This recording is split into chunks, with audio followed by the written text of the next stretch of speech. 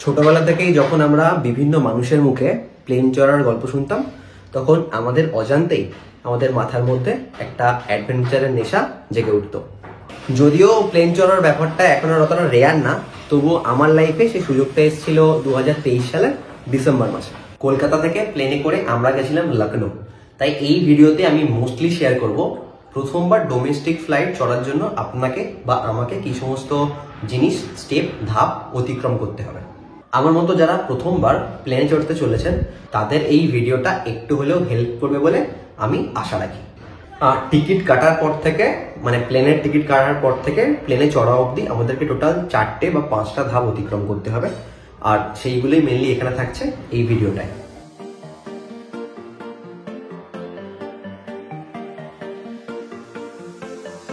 কলকাতা এয়ারপোর্টে ঢোকার মুখে দেখবেন লেফট সাইডে ওপরের দিকে চলে গেছে ডিপার্চারের রাস্তা, আর নিচে সোজা রাস্তা চলে গেছে অ্যারাইভালের দিকে। এই ডিপার্চার আর অ্যারাইভালের ব্যাপারটা কি সেটা আমি বলছি একটু পর। তার আগে চলুন যাই পার্কিংয়ে। আর আমরা এখন চলে এসেছি এই এয়ারপোর্টের পার্কিংয়ের সামনে।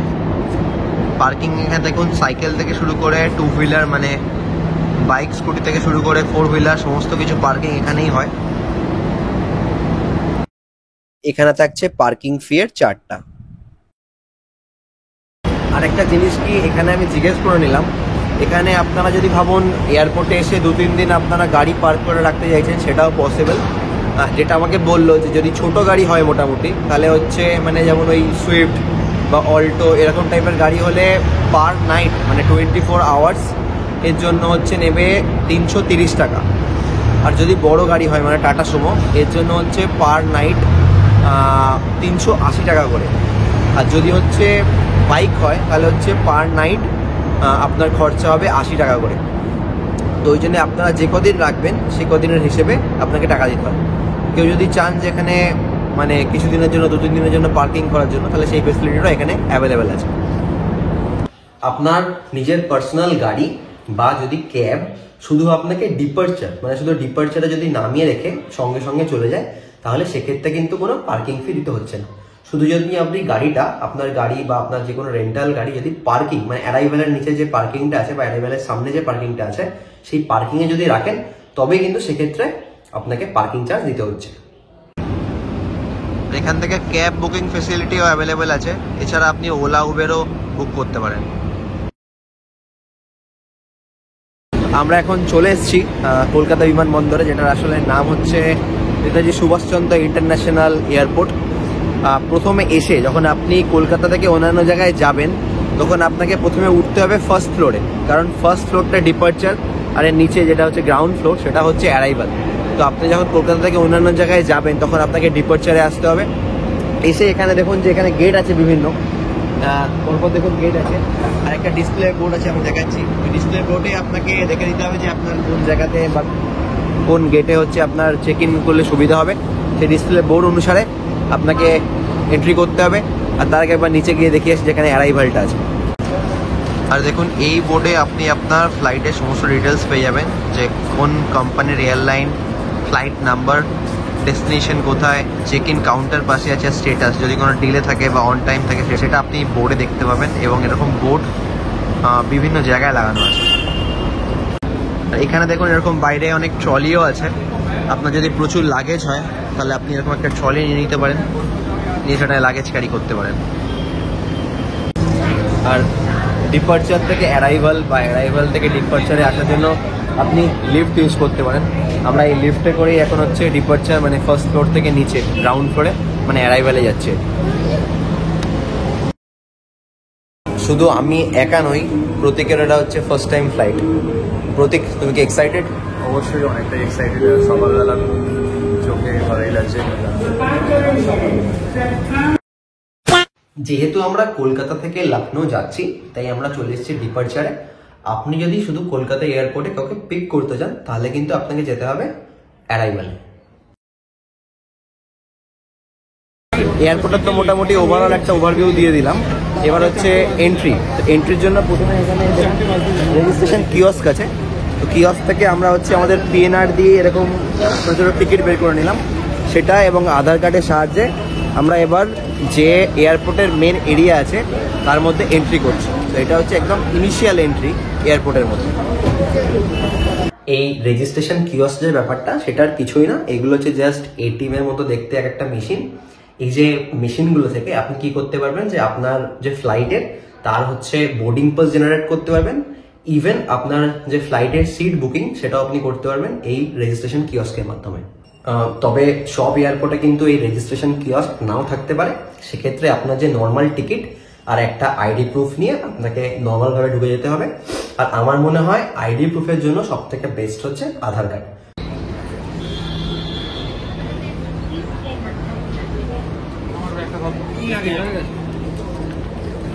আর এখন ডিজি যাত্রা বলে একটা অ্যাপও লঞ্চ করেছে। সেখানে যদি আপনার ফ্লাইটে মানে চড়ার একদিন আগে বা দুদিন আগে আপনি যদি আপনার ফ্লাইটের সমস্ত ডিটেলস দিয়ে দেন, তাহলে কি হবে, এয়ারপোর্টে গিয়ে আপনাকে কোনো আননেসেসারি ভিড়ের সম্মুখীন হতে হবে না। আমি আমার এই ভিডিও ডেসক্রিপশন বক্সে অন্য একটা চ্যানেলের ইউটিউব লিঙ্ক দিয়ে দেবো, যে লিঙ্কে গিয়ে আপনি দেখতে পারবেন যে ডিজি যাত্রা অ্যাপটা কিভাবে আপনি ইউজ করতে পারেন।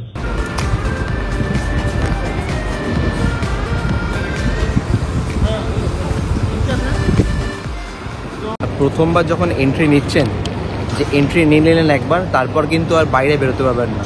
তাই আপনার যদি কোনো ইমোশনাল সিন থাকে, আপনার ফ্যামিলির সাথে কান্নাকাটি যা করার সব করে নিন, তারপরে ঢুকুন।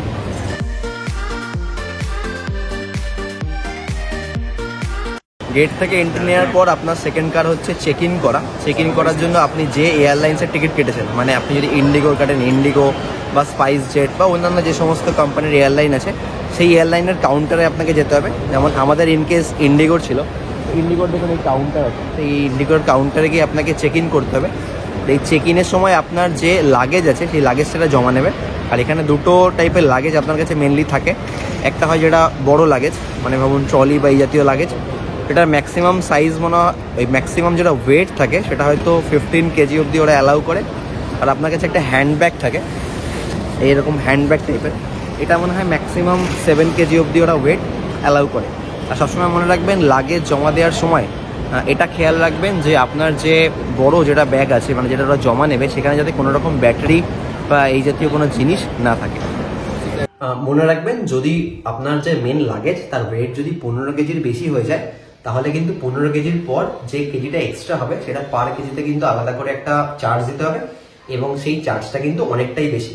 তাহলে আপনার যদি লাগেজের ওয়েট বেশি হয়ে যায়, তাহলে আপনি যে এয়ারলাইনের প্লেন আপনি চড়ছেন সেই এয়ারলাইনের ওয়েবসাইটে গিয়ে দেখে নেবেন যে কত টাকা এক্সট্রা দিতে হবে। আর একটা জিনিস যেটা, যদি আপনার কাছে কোনো ইলেকট্রনিক্স জিনিস থাকে বা কোনো দামি জিনিস থাকে, সেটা চেষ্টা করবেন সবসময় আপনার হ্যান্ডব্যাগে রাখার। আর মনে রাখবেন এই হ্যান্ডব্যাগে কিন্তু ম্যাক্সিমাম 7 কেজি অবধি ওয়েট ওরা অ্যালাউ করে।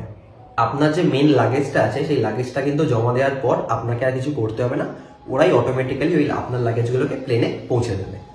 আর যদি আপনার কাছে কোনো লাগেজ এক্সট্রা না থাকে, তাহলে আপনি নর্মাল জাস্ট মানে বোর্ডিং পাসটা কালেক্ট করে নেক্সট স্টেপের দিকে এগিয়ে যাবেন, যেটা হচ্ছে সিকিউরিটি চেকিং।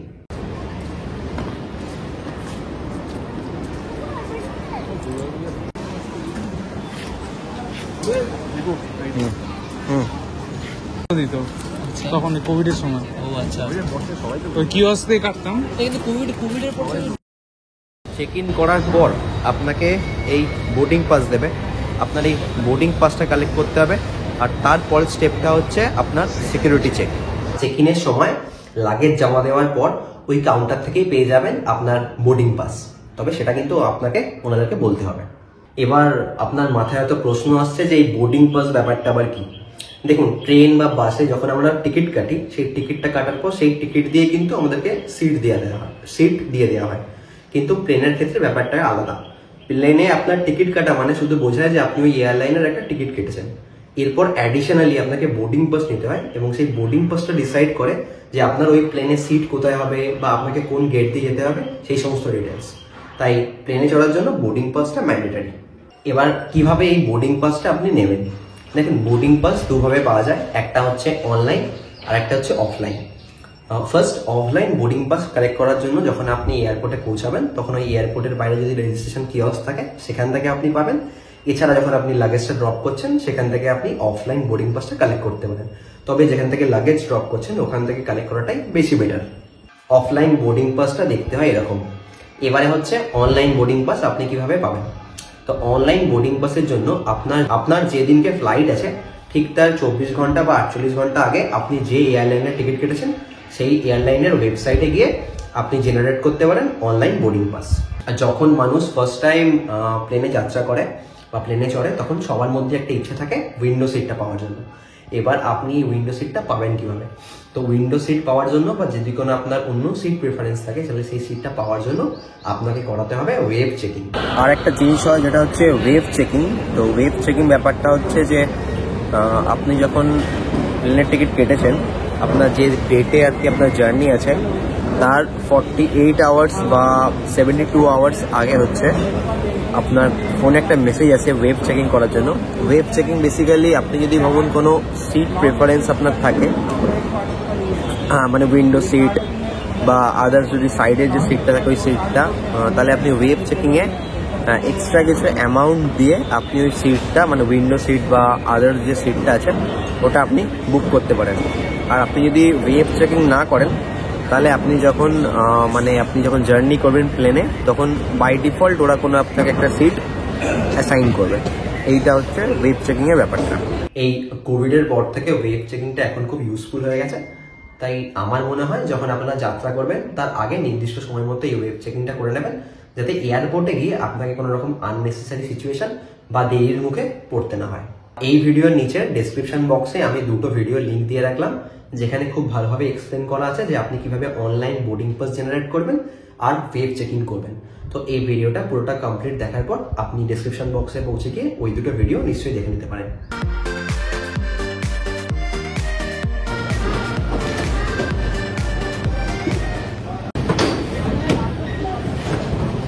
চেক ইনের পর আমাদের নেক্সট স্টেপ হচ্ছে সিকিউরিটি চেক। সিকিউরিটি চেক করার সময় আপনাদের এরকম একটা ট্রেতে আপনার যাবতীয় জিনিস যেটা আছে মানে ইলেকট্রনিক্স ইভেন আপনার বেল্টও সেগুলো আপনাকে এখানে সাবমিট করতে হবে। এখানে কমপ্লিট হলো আমাদের security check.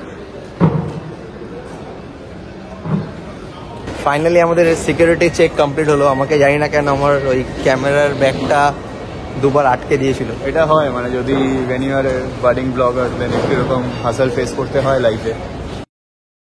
Security check in করার পর হাতে কিছুটা সময় থাকার কারণে এয়ারপোর্টের ভেতরটায় একা ঘুরতে লাগলাম।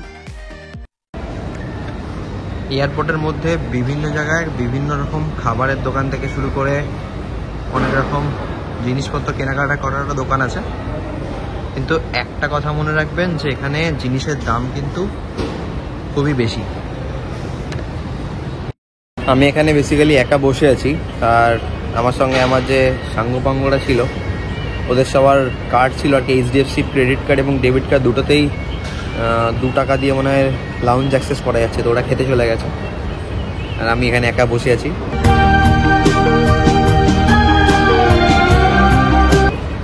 আর টাইম হয়ে গেছে অলরেডি, আর আধ ঘন্টা বাদেই আমাদের ফ্লাইট ছাড়বে। আর লাস্টে হচ্ছে আমাদের যেটা করতে হবে সেটা হচ্ছে গেট নাম্বার দিয়ে দিয়েছে এখানে, সেই গেট নাম্বার অ্যাকর্ডিং সেখানে পৌঁছে যেতে হবে এবং সেখান থেকে সেই গেট থেকে আপনাকে ওরা ওই মানে এয়ারলাইন যেটা আছে সেখানে আপনাকে ওরা নিয়ে যাবে।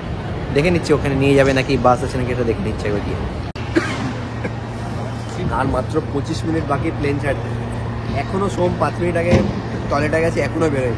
এরপর আমাদের মনে হয় নাম অ্যানাউন্স করবে, হ্যাঁ, যে এই 4 জন চলে এসো, হ্যাঁ প্লেন ছাড়বে এক্ষুনি। এই যে এবার এসছে ভাই, এই যে বাস দাঁড়িয়ে আছে, এবার এই বাসে করে আমরা যাব। গেট থেকে বাস এয়ারলাইনের একদম সামনে গিয়ে নামিয়ে দেবে।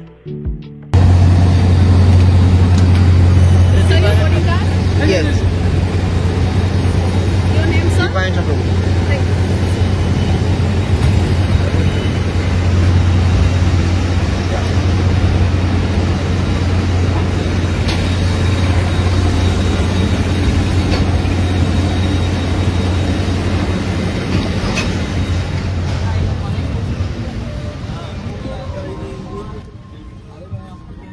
প্লেনে উঠে বুঝলাম আমরা বাদে বাকি সবাই চলে এসেছে।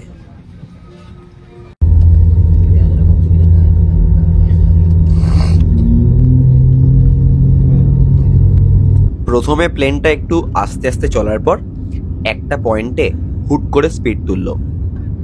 বাইরে তখন খুব ভালো আলো না থাকার কারণে কিছু বোঝার আগেই দেখলাম আমরা মাটি থেকে অনেকটা ওপরে উঠে গেছি। এই মুহূর্তটাই বেশ রোমাঞ্চকর লাগবে।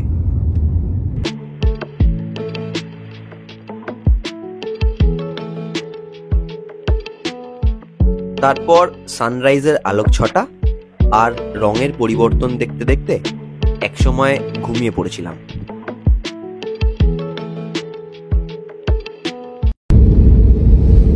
নেমে পড়েছি আমরা লখনৌর মাটিতে, নবাবী কায়দায়।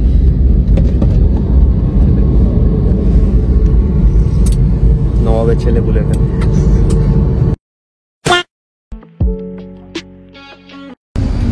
নেমে পড়েছি আমরা লখনৌর মাটিতে। এবারের কাজটা হচ্ছে ওই লাগেজটা কালেকশন করা। ফাইনাল স্টেপটা হলো লাগেজ কালেকশন। এইভাবেই কনভেয়ার ব্যাগেজ হ্যান্ডলিং সিস্টেম থেকে আপনার লাগেজ কালেক্ট করে নেবেন। দেখবেন আবার বাক্স বদল হয়ে যায় না যেন। সেটা অনেক কাজ করছে। লখনৌয়ের এয়ারপোর্ট তথা চৌধুরী চরণ সিং ইন্টারন্যাশনাল এয়ারপোর্টটা খুবই সুন্দর, আর এর সাথেই লাগোয়া আছে মেট্রো। আমরা মেট্রো করেই গেছিলাম আমাদের বুক করা হোটেলের কাছে। আশা করি এই ভিডিওটা আপনাদের একটু হলেও কিছু আইডিয়া দিয়েছে। তাই ভিডিওটা ভালো লাগলে লাইক করুন, শেয়ার করুন, আর আপনার যদি কোনো মতামত থাকে তাহলে সেটা কমেন্ট সেকশনে জানাতে ভুলবেন না। আর এই চ্যানেলে যদি নতুন হন তাহলে এই চ্যানেলটাকে সাবস্ক্রাইব করুন।